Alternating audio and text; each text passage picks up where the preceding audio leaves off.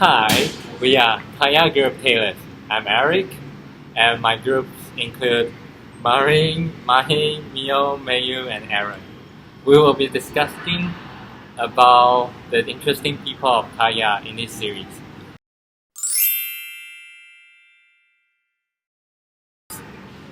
Kaya people are indigenous people of central Borneo. They number about 27,000 in the late 20th century. The Kaya are settled mainly along the middle reaches of the Baram Bintulu and Raja River in Sarawak, Malaysia. In Indonesia, Borneo, they live mainly near the headwaters of the Kaya River, in the middle reaches of Mahakam River, where they are often grouped with the Kenya and several smaller groups.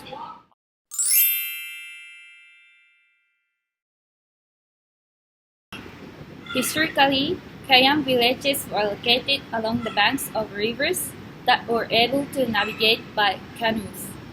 This settlement consists of one or more longhouses, each of which could contain 50 or more family apartments. The extensive quarters of the chief were situated in the center of the house and were often decorated with carvings and murals. By the early 21st century, many longhouses had been abandoned in favor of separate family units, particularly in Indonesian Borneo, and a significant segment of the population had relocated to towns and cities closer to the coast.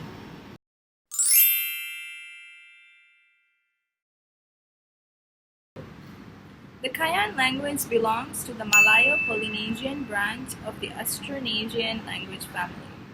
Kayan, also known as Kajan and Kayan proper, is a dialect cluster spoken by the Kayan people of Borneo. It is a cluster of closely related dialects with limited mutual intelligibility and it's itself part of the Kayan-Murik group of Austronesian languages. Baram Kayan is a local trade language, and Bahau is a part of the dialect cluster, however is not ethnically Kayan.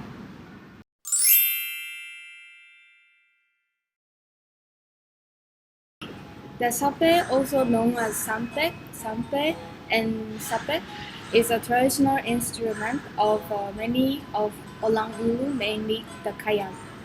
Sapes are carved from a single ball of wood.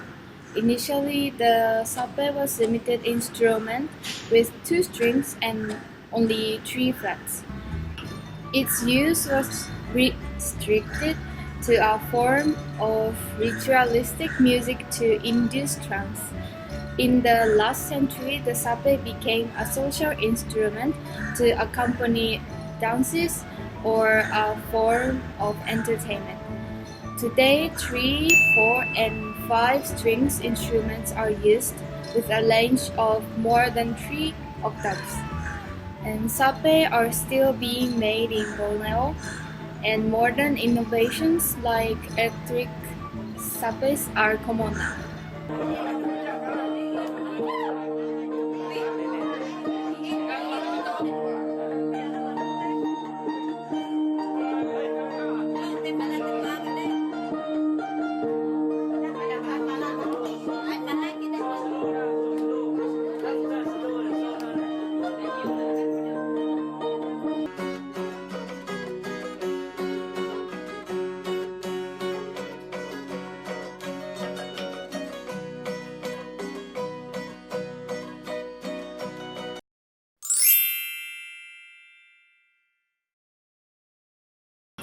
The art of traditional mask carving in Sarawak is mainly done by the Kayan.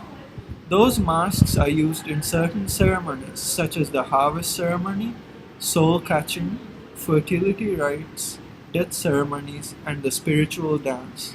The design depends on the festival, so a soul catching mask looks unearthly. In contrast, harvest festival one is colorful. Most of the masks found in Sarawak are made of soft wood as it is lighter and easier to work on. After selecting the tree, the mask maker usually has the wood properly seasoned and smoked. Besides that, they also have highly skilled tattoo tools. The most elaborate body tattoos are from the Kayan tribe. The dog design figures very prominently in Kayan art, and it shows the fact that dogs are respected by the Kayan people. Tattooing in women can begin early, as witnessed at the age of 10. The girl will probably have had her fingers and the upper part of her feet tattooed. Women can only tattoo until she is pregnant, as it is considered inappropriate to tattoo themselves after becoming a mother. The Kayan women believe that tattoos are torches to the next life, and they think without tattoos they would remain forever in total darkness.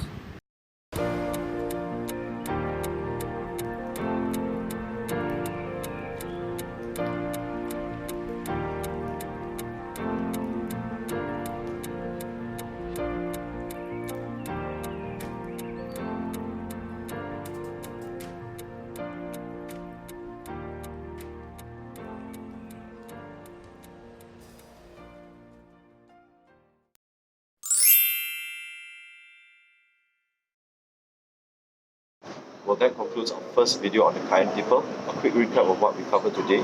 We cover about some of the language that the Kayan people used to speak, which is a Malayo-Polynesian branch of the Austronesian language family.